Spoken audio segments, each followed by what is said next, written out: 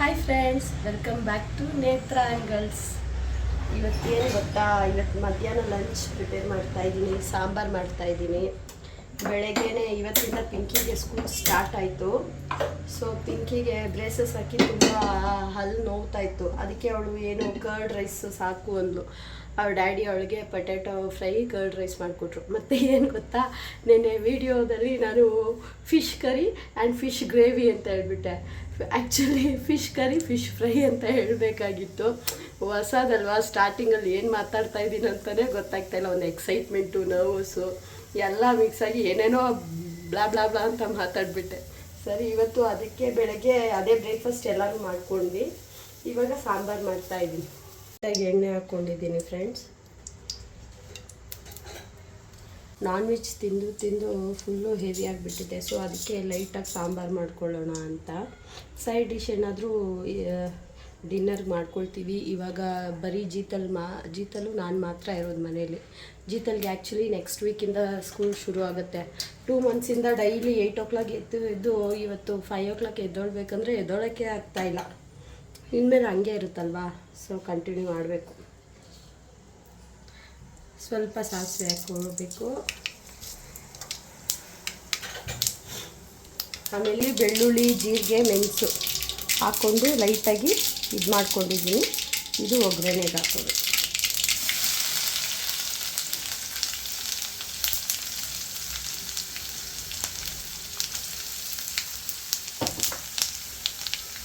ಆಮೇಲೆ ಕರಿಬೇವು, ಆಮೇಲೆ ಒಂದು 5 to 6 ರೆಡ್ ಚಿಲ್ಲೀಸು,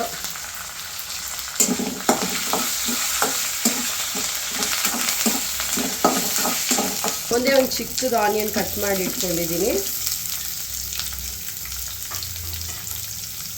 ಇದಕ್ಕೇನು ಹಾಕೋಂಗಿಲ್ಲ, ಬರೀ ಬೇಳೆ ಮಾತ್ರ ಒಂದು 2-3 ಟೊಮೆಟೊ ಹಾಕಿ ಸ್ವಲ್ಪ ಅರಿಶಿನ ಪುಡಿ ಹಾಕಿ ಬೇಯಿಸ್ಕೊಂಡು ಇಷ್ಟೇ ಒಗ್ಗರಣೆ ಮಾಡಿಬಿಟ್ಟು ಹುಣಸೆ ಹಣ್ಣು ಸ್ವಲ್ಪ ಬೇಯಿಸಿ ಅದು ಜ್ಯೂಸ್ ಹಾಕೋದು ಆಗೋಯ್ತು ಸಾಂಬಾರು ಟೇಸ್ಟಾಗಿ.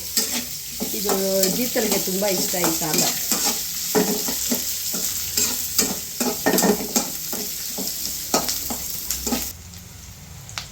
ನೋಡಿ, ಆನಿಯನ್ ಫುಲ್ಲು ಬ್ರೌನ್ ಆಗಬೇಕು ಅಂತ ಅವಶ್ಯಕತೆ ಇಲ್ಲ.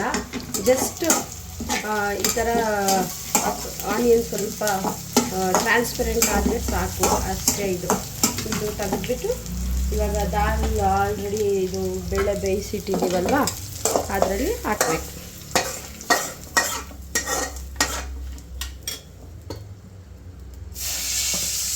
ಇದೊಂದು ಸ್ವಲ್ಪ ನೀರು ಹಾಕ್ಕೊಂಡು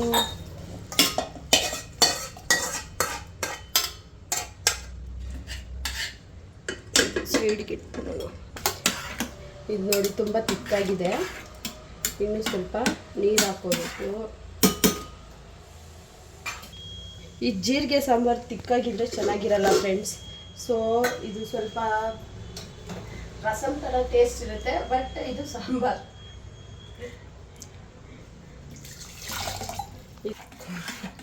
ಇದರಲ್ಲಿ ಲಾಸ್ಟಲ್ಲಿ ಕೊರಿಯಂಡರ್ ಹಾಕ್ಬಿಟ್ಟು ಹುಣಸೆ ನೆನೆಸಿ ಇಟ್ಕೊಂಡಿದ್ದೀವಲ್ವಾ, ಇದು ಚೆನ್ನಾಗಿ ಸ್ಕ್ವೀಸ್ ಮಾಡಿ ಇದು ಪಲ್ಪೆಲ್ಲ ಫಿಲ್ಟ್ರ್ ಮಾಡಿ ಹಾಕ್ಬಿಟ್ಟು ಸಾಲ್ಟ್ ಎಷ್ಟು ಬೇಕೋ ಅಷ್ಟು ಹಾಕ್ಕೊಂಡು ತಿರ್ಗಾ ಒಂದೇ ಒಂದು ವಿಷಲ್ ಇಟ್ಟರೆ ಸಾಕು ಫ್ರೆಂಡ್ಸ್, ಸಾಂಬಾರು ರೆಡಿ ಆಗಿಬಿಡುತ್ತೆ.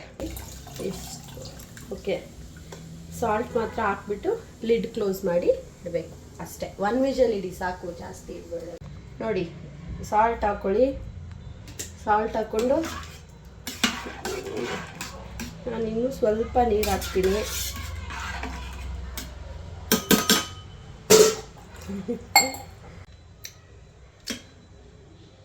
ಪರ್ಫೆಕ್ಟ್. ಕ್ಲೋಸ್ ಮಾಡಿಬಿಡಿ, ಒಂದು ವಿಷಲ್ ಅಷ್ಟೇ. ಸೊ ಸಾಂಬಾರ್ ರೈಸ್ ಆಗಿದೆ ಅಷ್ಟೇ ಇವತ್ತು ವ್ಲಾಗು. ತಿರ್ಗಾ ನೆಕ್ಸ್ಟು ವಿಡಿಯೋದಲ್ಲಿ ಮೀಟ್ ಮಾಡೋಣ. Thank you for watching. Please subscribe ಮಾಡಿ, ಲೈಕ್ ಮಾಡಿ, ಕಮೆಂಟ್ ಮಾಡಿ. ಬಾಯ್.